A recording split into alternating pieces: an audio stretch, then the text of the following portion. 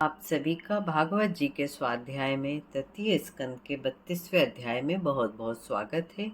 Channel को यदि subscribe नहीं किया है तो चैनल को सब्सक्राइब करें, वीडियो को अंत तक देखें, पसंद आए तो अवश्य शेयर करें।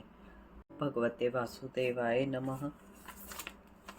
मंगलम भगवान विष्णु मंगलम गरुड़ध्वज मंगलम पुंडरीकाक्ष मंगलाय तनोहरि शांताकारं भुजगशयनं पद्मनाभं सुरेशं विश्वधारं गगनसदृशं मेघवर्णं शुभांगं लक्ष्मीकान्तं कमलनयनं योगिभिर्ध्यानगम्यं वन्दे विष्णुभवभयहरं सर्वलोकैकनाथं। कृष्णाय वासुदेवाय हरये परमात्मने प्रणतक्लेशनाशाय गोविन्दाय नमो नमः। आप सभी का 32वें अध्याय में बहुत बहुत स्वागत है।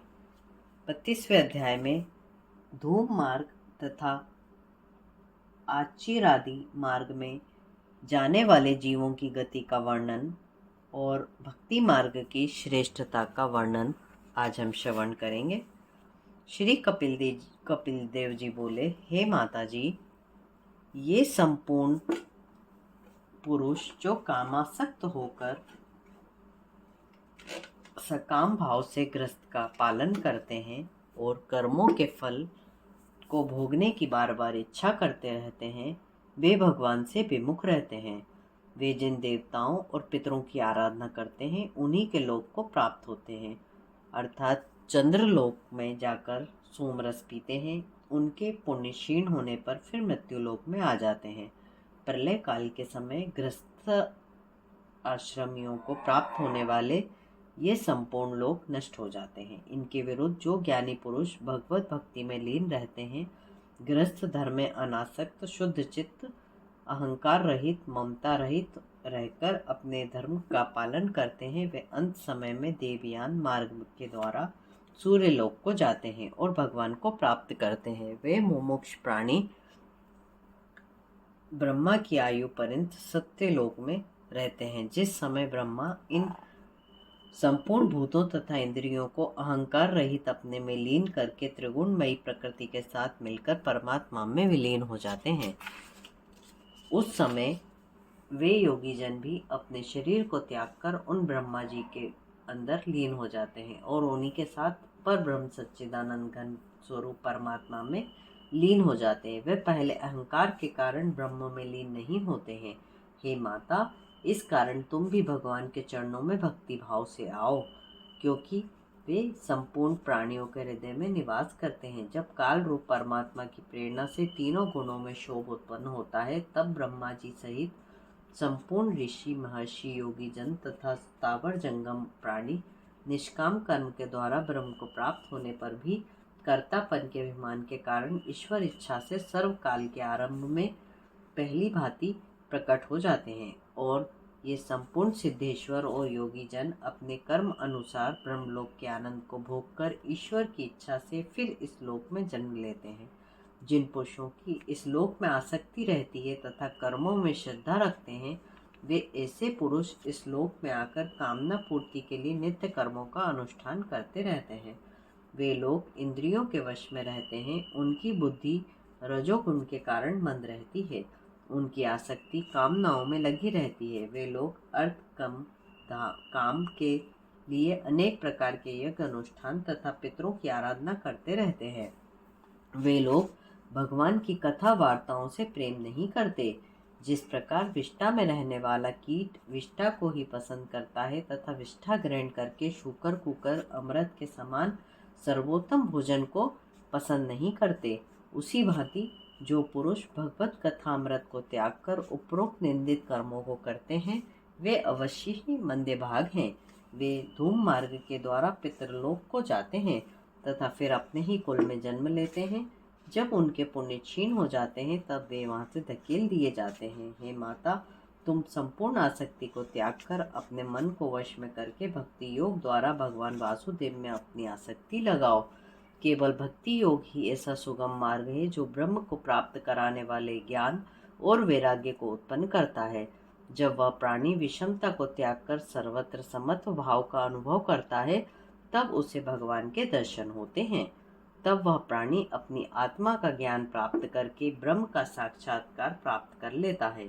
वही जीव ज्ञान स्वरूप है, वही जीव पर ब्रह्म है, वही परमात्मा के नाम से पुकारा जाता है, वही ईश्वर है, वही आत्मा और पुरुष है, वही परमात्मा जीव रूप से अनेकों शरीरों में प्रतीत होता है।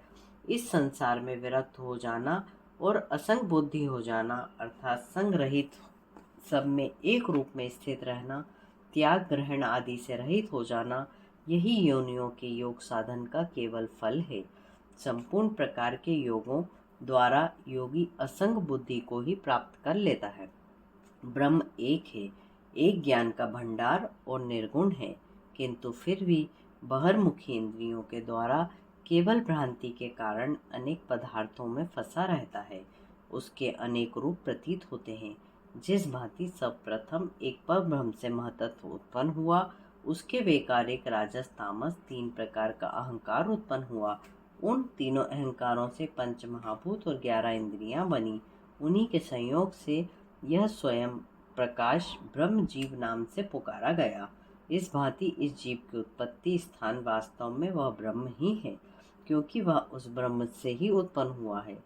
लेकिन उस जीव के उस ब्रह्म स्वरूप को वही ज्ञानी पुरुष देख सकता है जो श्रद्धा भक्ति वैराग्य द्वारा योगाभ्यास में रत रहकर एक चित्त से प्रसंग बुद्धि को प्राप्त हो चुका है।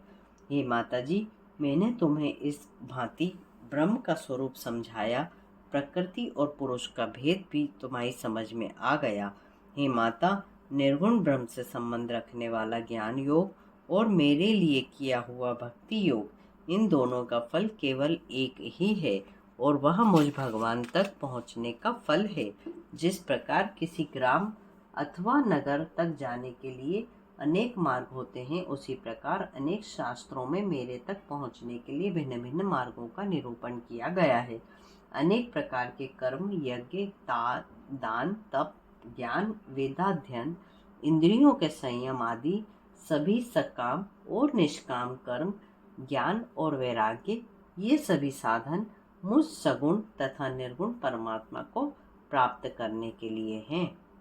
हे माता जी, मैंने आपके सामने तीनों गुण, निर्गुण और सगुण का 4 भेद प्रकार के भक्ति योग, प्राणियों की नाना प्रकार की गतियाँ, मृत्यु के पश्चात उनके लोकों की प्राप्ति आदि सभी भली भांति समझाया है।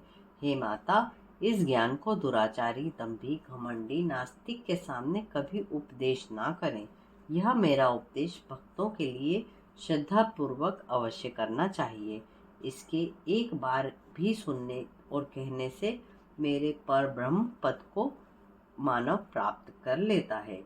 इसके साथ ही 32वां अध्याय यहाँ समाप्त होता है।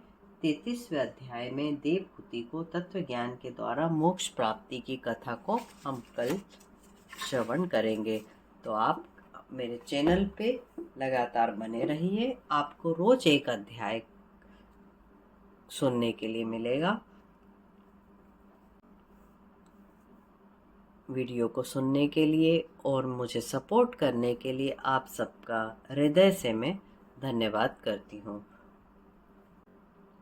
कर्पूर गौरम करुणावतारम संसार सारम भुजगेन्द्रहारं सदा वसंतं हृदयारविन्दे भवं भवानी सहितं नमामि। मंदारमाला कलितालकाय कपालमालांग्रितशेखराय दिव्यांबराय च दिगंबराय नमः शिवाय च नमः शिवाय। नमः पार्वतीपतये हर हर महादेव। सर्वमंगल मांगल्ये शिवे सर्वार्थसाधिके शरण्ये त्र्यंबके गौरी नारायणी नमोस्तुते।